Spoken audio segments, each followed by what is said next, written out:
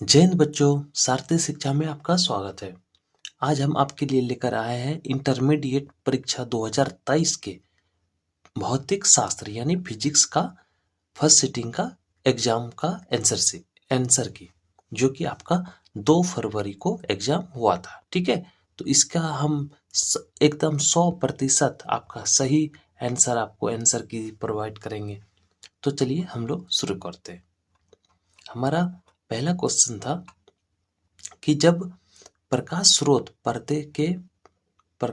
और पर्दे के बीच की दूरी बढ़ा दिया जाए तो फ्रिंज की चौड़ाई होती है। तो ये क्या हो जाती है, चौड़ाई हमारा बढ़ जाएगा। ऑप्शन ए के साथ चले जाएगा। इसके बाद अगला प्रश्न था, रेडियो सक्रियता का मात्रक क्या है।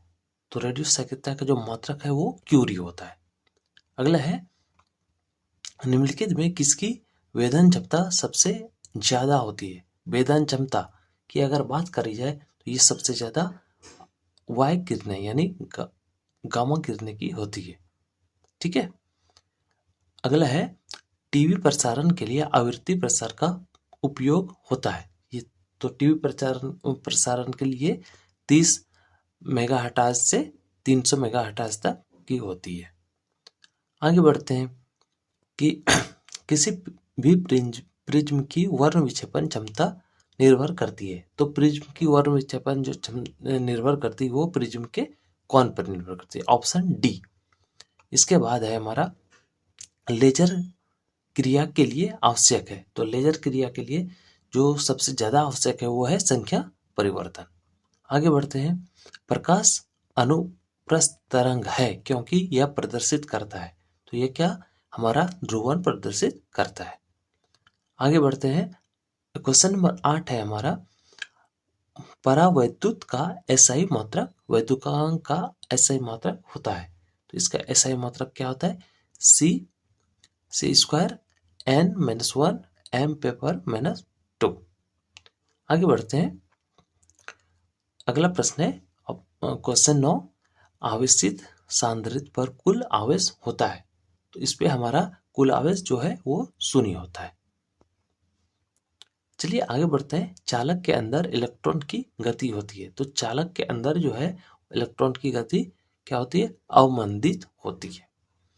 अगला है कि वायु में स्थिर इकाई धन आवेश से निकलने वाली संपूर्ण विद्युत फ्लक्स का मान होता है। तो ये क्या होता है, ई। ऑप्शन बी के साथ हमारा चला जाएगा। अगला प्रश्न है, प्रति इकाई आवेश पर लगने वाला बल को कहते हैं। प्रति इकाई आवेश पर जो बल लगता है उसको हम विद्युत क्षेत्र कहते हैं। अगला प्रश्न है, आवेश का परिणामीकरण दर्शाता है। आवेश का जो परिणामीकरण है वो एक आवेश को नष्ट नहीं किया जा सकता, ऐसा वो दर्शाते हैं। ठीक है, आगे बढ़ते हैं, विद्युत क्षेत्र में क्षेत्र रेखाओं से जानकारी प्राप्त होती है। तो विद्युत क्षेत्र रेखाओं से कैसे जानकारी प्राप्त होती है, तो ये हमारा इनमें से सभी यानी क्षेत्र की शक्ति, दिशा और आवेश की प्रकृति सभी। आगे बढ़ते हैं, अगला प्रश्न है, 40 सेंटीमीटर फोकस दूरी का उत्तल लेंस 20 सेंटीमीटर की फोकस दूरी के अवतल लेंस से संपर्क किया है। मतलब 40 उत्तल लेंस भी हो और अवतल लेंस भी हो, तो इनमें संयोजन क्षमता का डायप्टर है। मतलब इसमें कितना क्षमता का वो लेंस बन के रेडी हुआ। इसमें हमारा सही आंसर चले जाएगा। ये देखिए, हमारा 40 सेंटीमीटर का उत्तल लेंस है और 20 सेंटीमीटर का अवतल लेंस है। जब दोनों को हम मिला देंगे तो ये हमारा सही आंसर आएगा ऑप्शन बी के साथ -2.5। आगे बढ़ते हैं, व्यतिकरण की घटना के कारण है। तो व्यतिकरण का घटना का क्या है, तीव्र परावर्तन। ठीक है, आगे बढ़ते हैं, ध्रुवीय प्रकाश उत्पन्न करने के लिए किसको प्रयुक्त किया जाता है। तो ध्रुवीय प्रकाश की अगर बात करी जाए तो इसके लिए हमारा निकाल प्रिज्म का प्रयोग किया जाता है। अगला प्रश्न है, ये प्रतीक जो है ये किसका मात्रक है, किसका प्रतीक है। तो इस प्रकार का अगर प्रतीक की बात करी जाए तो ये हमारे डायोड में होते हैं। Option A. आगे बढ़ते हैं कि ट्रांजिस्टर के प्रवेदन गुणांक की इकाई होती है। तो ट्रांजिशन का जो ये प्रवेदन गुणांक होता है वो ना तो वोल्ट होता है, एम्पियर, ओम, इनमें से कोई नहीं हो जाएगा हमारा आंसर। ठीक है, आगे बढ़ते हैं। निम्न में से कौन सा तर्क द्वार सार्वजनिक तर्क द्वार है? तो सार्वजनिक की बात करी जाए तो इसमें NA ND जो होता है वो सभी में प्रयुक्त होता है, यानी ये सार्वजनिक है। अगला है UHF आवृत्ति की तरंग प्रायः कैसे संचारित होती है? तो UHF की अगर बात करी जाए तो ये हमारा चले जाएगा ऑप्शन डी में, यानी अंतरिक्ष तरंग के रूप में। अगला है दो विद्युत आवेशों के बीच लगने वाले बल को नियंत्रण करने वाले नियम को कहा जाता है। तो आवेश के बीच जो नियंत्रण होता है वो कूलाम के माध्यम से होता है, ऑप्शन डी। अगला है विद्युत आवेश के कारण r दूरी पर विद्युत विभव का मान होता है। तो ये कैसा होता है? तो ये हमारा r के व्युत्क्रमानुपाती होता है, यानी ऑप्शन बी। अगला प्रश्न है किसी चालक के संवहन वेग Vd तथा आरोपित विद्युत क्षेत्र E के बीच संबंध होता है। तो ये संबंध हमारा क्या होता है? ए में साथ आपका चले जाएगा। आगे बढ़ते हैं। 64 समरूप बूंदे जिसमें प्रत्येक की धारिता 5 म्यू है मिलकर एक बड़ा बूंद बनाता है। अगर आप इसको सॉल्व कीजिएगा तो ये हमारा ऑप्शन डी के साथ चले जाएगा। अगला प्रश्न है विद्युत विभव मापी से मुख्यतः क्या मापा जाता है? तो विभव मापी से हमारा विभवांतर मापा जाता है। आगे है अगर दो आवेश के बीच की दूरी बढ़ाई जाती है तो उसकी वैद्युत स्थितिज ऊर्जा क्या होती है? अगर आवेश में हम दूरी बढ़ाएंगे तो वो घट जाएगी, विद्युत आवेशिक ऊर्जा जो है वो घट जाएगी। अगला प्रश्न है दो प्रतिरोध R और R2 2R को एक विद्युत परिपथ में श्रेणी क्रम में जोड़ा जाए। देखिए अगर श्रेणी क्रम में जोड़ा जाए तो मान प्रतिरोध का बढ़ जाएगा, और अगर मान बढ़ जाएगा तो हमारा ये जो है R और R2 का अनुपात ये 1:2 है, यानी ऑप्शन ए के साथ चले जाएगा। अगला प्रश्न है जब किसी कुंडली में धारा 0.1 सेकेंड तक में 5 एम्पियर और 2 एम्पियर में परिवर्तित होती है तो 50 वोल्ट का औसत वोल्टेज उत्पन्न होता है। ठीक है, 50 वोल्ट का औसत वोल्टेज उत्पन्न होता है। तो कुंडली का स्वप्रेरकत्व क्या है? तो अगर ये पूछा जाए तो ये हमारा क्या हो जाएगा 1.67 हेनरी। ठीक है, आगे बढ़ते हैं। द्वितीयक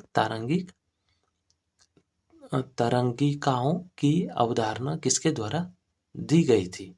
तो द्वितीयक तरंगिकों की जो अवधारणा थी ये हाइगेंस के द्वारा दी गई थी, ऑप्शन सी के साथ।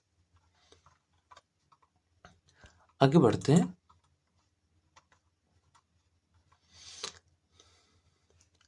फोटो इलेक्ट्रॉनिक प्रभाव के प्रकाश विद्युत धारा स्वतंत्र है।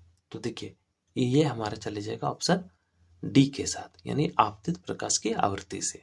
ठीक है, अगला प्रश्न है दृश्य स्पेक्ट्रम के रंगों में किसका तरंगदैर्घ्य अधिक होता है? देखिए अधिक की अगर बात करी जाए तो ये हमारा लाल का होता है। आगे बढ़ते हैं। किसी परमाणु का नाभिक बना होता है, तो परमाणु का जो नाभिक बना होता है वो प्रोटॉन और न्यूट्रॉन का, ऑप्शन डी के साथ चले जाएगा। अगला है केवल धारिता युक्त प्रतिवर्ती धारा परिपथ में धारा एवं वोल्टता के बीच कलांतर होता है।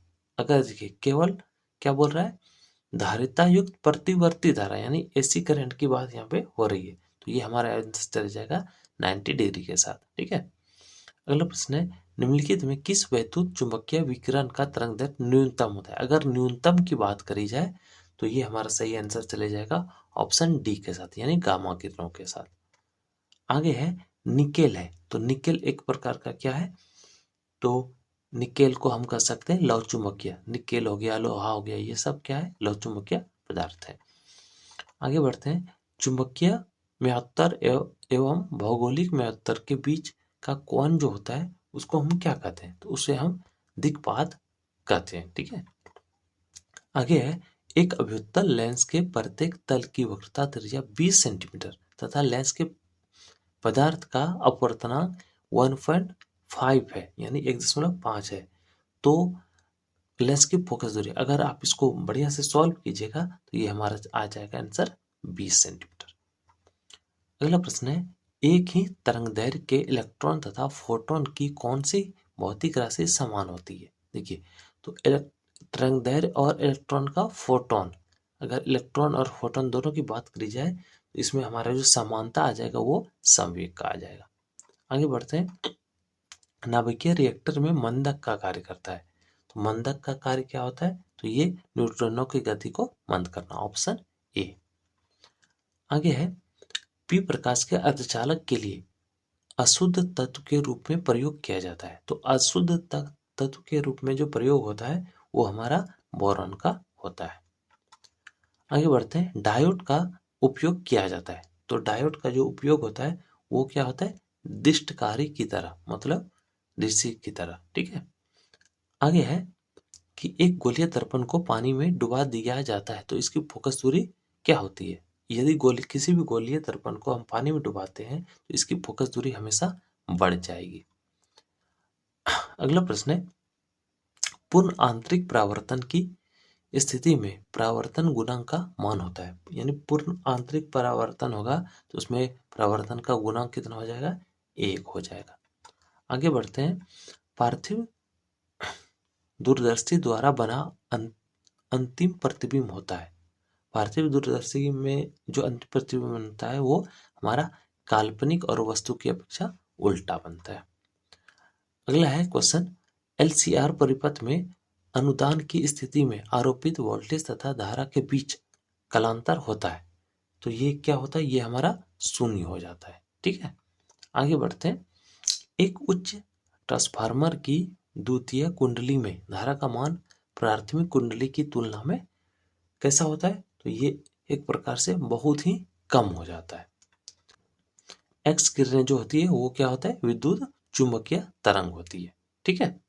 आगे बढ़ते हैं, यदि किसी माध्यम में निर्वात में पूर्ण आंतरिक परावर्तन के लिए कार्तीय कोण 30 डिग्री का हो, कार्तीय कोण कितने का हो?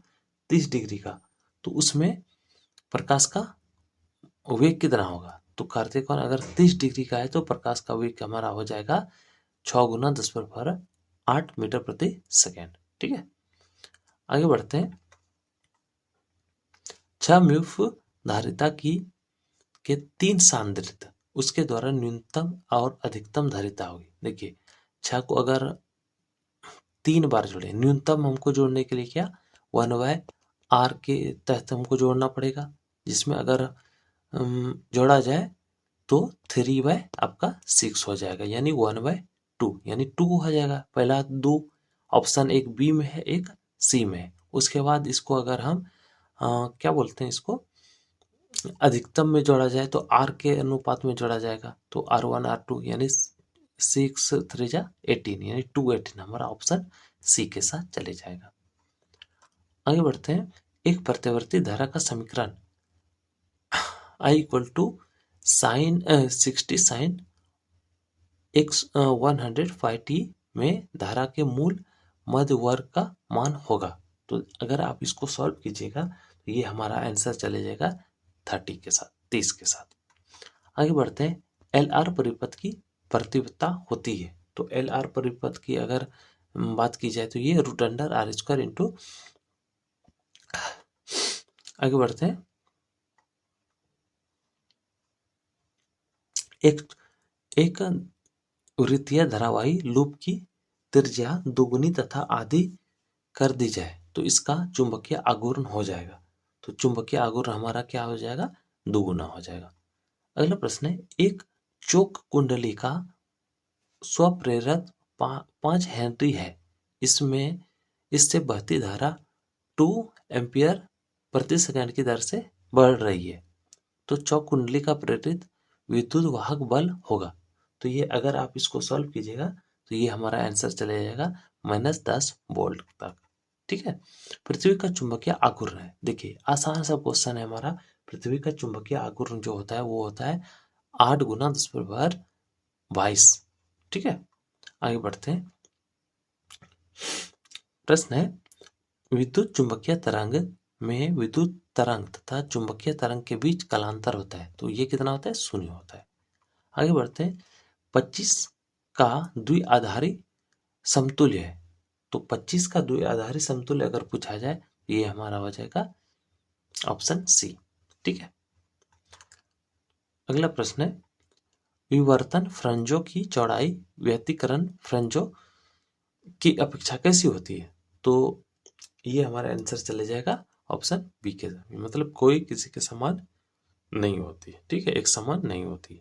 आगे पढ़ते हैं। प्रकाश वर्ष का मान बराबर होता है, तो प्रकाश वर्ष का जो मान होता है वो 9.46 गुना 10⁻15 मीटर होता है। ठीक है। आगे बढ़ते हैं। जब किसी एमीटर को शंट किया जाता है तब परिपथ का कुल प्रतिरोध क्या होता है? बढ़ता है, घटता है, क्या होता है? तो इसमें हमारा आंसर चले जाएगा बढ़ता है के साथ, एमीटर। ठीक है। आगे बढ़ते हैं। अब हमारा मात्र 10 क्वेश्चन और बचा हुआ है। ठीक है। किसी अर्धचालक का तापमान गुणांक का मान होता है। अर्धचालक की अगर बात करिए तो उसमें तापमान का जो गुणांक होता है वो ऋणात्मक होता है। चलिए आगे बढ़ते हैं। यदि साइक्लोट्रॉन के आवेश का कण का आवर्तकाल टी और महत्तम चाल v हो तो देखिए इसमें से कौन सा हमारा सही आंसर चले जाएगा? तो हमारा सही आंसर चले जाएगा ऑप्शन सी के साथ। ठीक है, इसको ध्यान में रखिएगा, इसी को आपको मिलाना है। ठीक है। अगला प्रश्न है, 1D ग्राफ जनरेटर जनित्र का एक ऐसी विद्युत इस स्थैतिक युक्ति है जिससे उत्पन्न होता है। तो 1D ग्राफ से हमारा क्या उत्पन्न होता है? ये हमारा उच्च वोल्टेज के केवल उच्च वोल्टेज वाले करंट उत्पन्न होते हैं। ठीक है। आगे बढ़ते हैं। एक रेडियो समस्थानिक दिया है कि अर्ध आयु कितना है? 5 दिनों का है। तो 20 दिन के बाद लिए गए नाविकों का आवंटित अंश होगा। तो 20 दिन के बाद जो इसका अंश हो जाएगा वो अगर आप इसको सॉल्व कीजिएगा तो ये आंसर हमारा चले जाएगा 1/4 यानी ऑप्शन बी के साथ। ठीक है।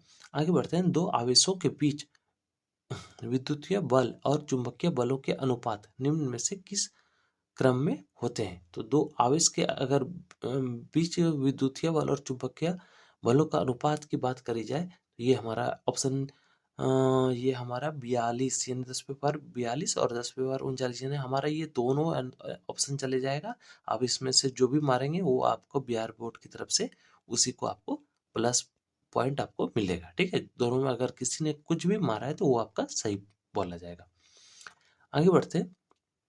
एक रेडियो समस्थानिक, ये लगता है क्वेश्चन दोहरा के आ गया।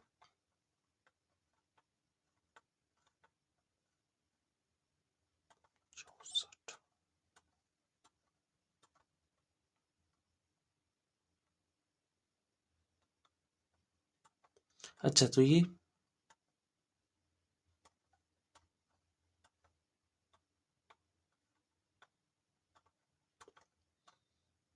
चलिए आगे बढ़ते हैं।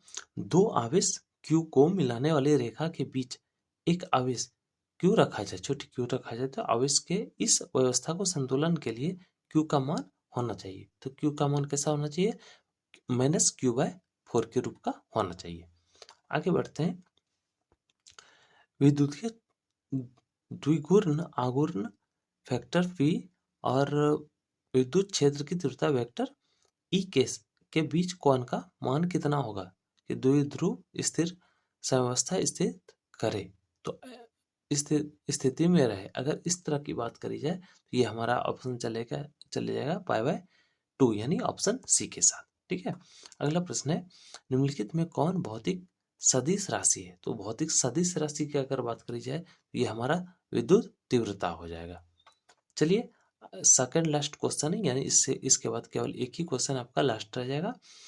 तो y1 = 4 sin omega T and y2 = 3 cos omega T से उत्पन्न व्यतिकरण के आयाम का महत्तम मान कितना होगा? तो इसका जो महत्तम मान हो जाएगा वो आप सॉल्व करोगे तो 5 हो जाएगा। ठीक है। और ये अंतिम प्रश्न है कि परिनालिका में चुंबकीय ऊर्जा घनत्व का सूत्र होता है। तो ये क्या होता है, ये होता है b²/2 म्यू, ओके, 0 के रूप का होता है। ठीक है, मिलेंगे अगले वीडियो में, तब तक के लिए लाइक और सब्सक्राइब कर दीजिए प्लीज़।